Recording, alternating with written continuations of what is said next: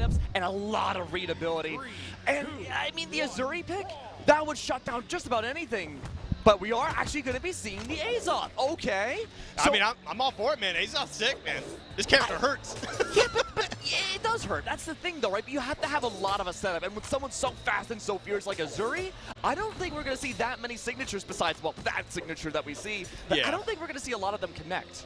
No, you are right, though. Azuri just being a fast character, I mean, that's just a staple in a lot of games. Fast character, overwhelmed, slow character. And it's just a thing that's going to happen. And that's why you got to take your time and pick your shots carefully. And that's what we're seeing Cheeseface do at the moment. Granted, he is a little bit behind, and Azuri just continues to pile on the damage here. Elroxx doing a fantastic job of maintaining that center stage. But every time Cheeseface lands a hit, it starts to feel a little bit more and more like, ooh, this might be where they lose the stock. Yeah, absolutely. A big, heavy hitter with Azoth. You do have, oh, see, when you get the setup with the signatures, it's a completely different game. But there we go. More spot dodges coming up from Elroxx. Great heavy hitting potential from Cheeseface there. But we can already see those setups, kind of dodging away from Elroxx prematurely, waiting for those setups there. Axe in play, light attacks going forwards, but towards the ledge, we do get to see those. Yeah, okay. I see what he's looking at me funny. But I mean, yeah, okay, now you're doing a dance. But I mean, look, the Azoth dance is worth it, right? Because again, you need those setups. You have the heavy-hitting axe with a lot of attack, a lot of defense on Azoth. So you do have a lot of things in your arsenal, but very little dexterity. And those setup times for your attacks is going to be the #1 thing I'm going to be harping on this set. 100%. And you can definitely see it oftentimes already, too, how often Azuri has been taking advantage of that, yes. right? But that's the thing. That's the flip coin of the side of that, or the other side of this. Wow, I totally butchered that Something coins. But, yeah, exactly. But Azoth, you know, the heavy, slower characters, when they do get their hit, they make it count. And that's where Azuri has to be very careful, using that dexterity, try and bait out some more moves here. But look at this damage. Oh, my goodness. It's our fives? Oh, jeez, man. That's some ketchup red right there. That is a dark red right now. That is a strong cheese. Yeah, well, wow. There it goes. We're going to clean things up there, get them all patched up into that second stock. But geez, man, right now Cheeseface is doing an incredible job of maintaining this lead, keeping this damage in their favor. And as you can see, I think because of that strong lead, Elroxx has started to really respect a lot of the things that they're doing, and they're not getting as crazy in their face. And I think that's the wrong move. Really? Yes. I agree until you say it's the wrong move. I think respecting the signatures from Cheeseface and then going for the punish is a really good option here. But I also think it's multifaceted. You could do a variety of different things, and you can't just do one of the two things, right? You have to mix it up. You have to keep Cheeseface on his toes, his little skeleton toes, quite literally. And playing around these ledges right now, Elroxx setting up that spacing has been the best option so far to nearly tying this up.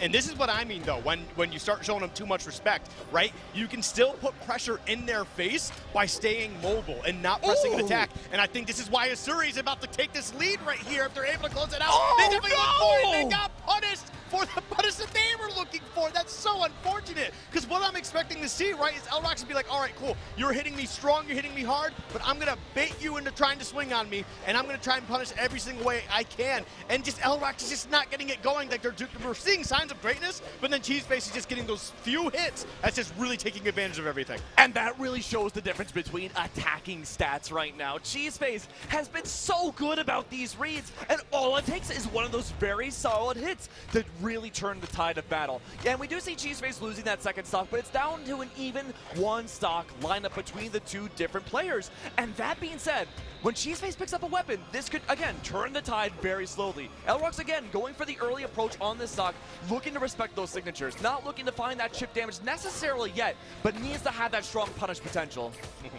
Okay, there we go. Build up a nice little bit of damage. This is what Qatar's is all about. Fighting a little too early on that sig and getting a little small punish for it. But still, we've already seen what happens when you're getting a little too aggressive here and the punishes come out to play. Cheeseface going for a huge read right there. I respect it, but man, you got to be careful, especially when you're getting into this red. Yeah, Cheeseface with unarmed, playing a little overzealous right now, overextending quite a bit. The axe now in play. The dare misses in a recovery as a punish is so huge.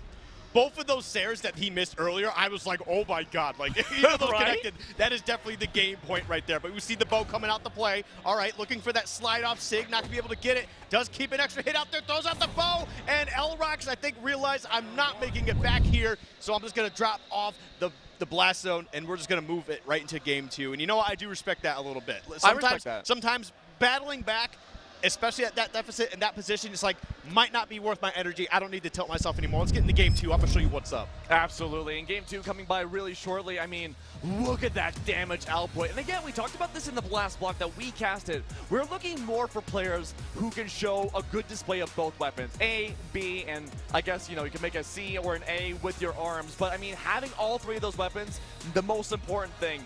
You're pointing at the screen right now. I know they can't see us on camera, but you're completely right. The reads that we're seeing from Cheeseface was absolutely the most dominant factor about how we saw that first game go. That SIG hitbox was ridiculous. That's what I was pointing at. Oh, yeah. I'm like, I mean, the reads, the hitbox, the strength of it, and no changes going to the next game. That was absolutely ridiculous. But you know what? I like this going right back to the stage here. All right, Elroxx has something to prove. They're like, all right, look.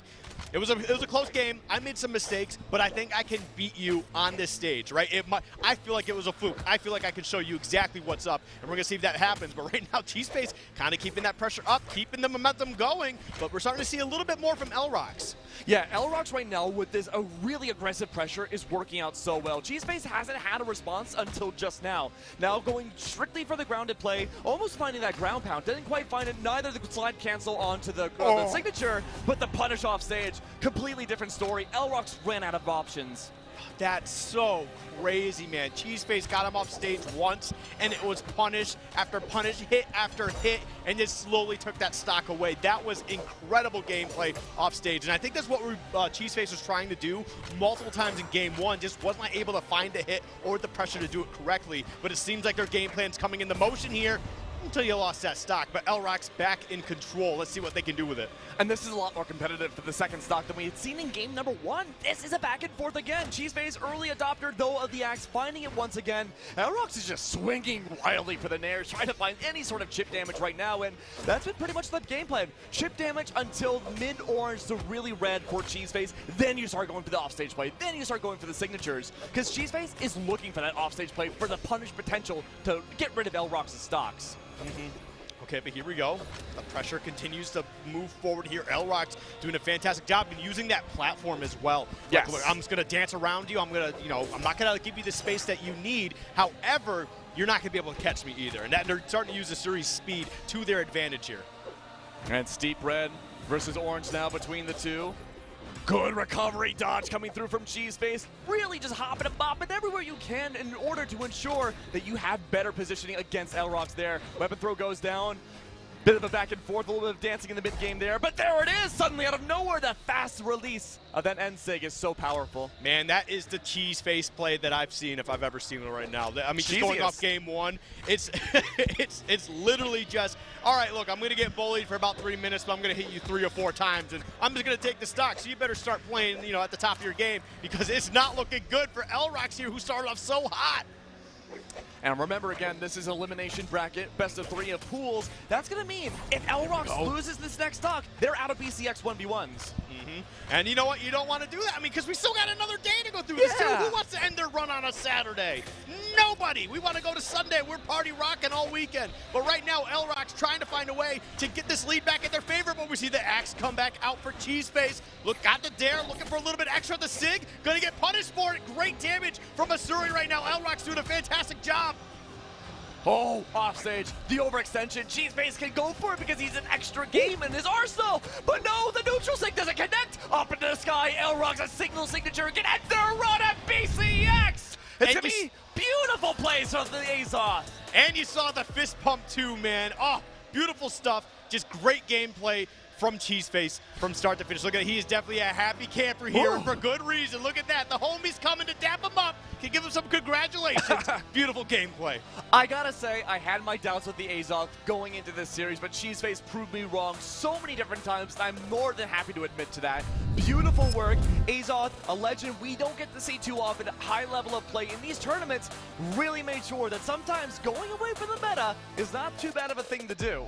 Yeah, but look at that average damage per engagement, 32. That's a pretty sizable amount of damage, let's be honest here. So every time like they got their opening, right, they got their hits, they're hitting you for quite a bit, and then they're gonna just start blowing you up from there. So honestly, just great stuff. You don't have to win the most engagements, you just have to make yours count.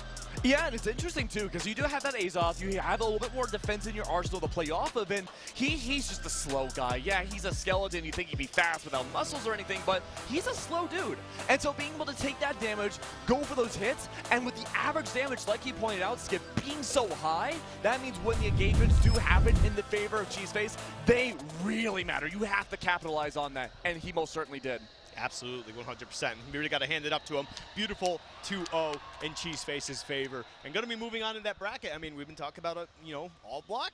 We're on elimination side of bracket here. So yeah. it's do or die. There's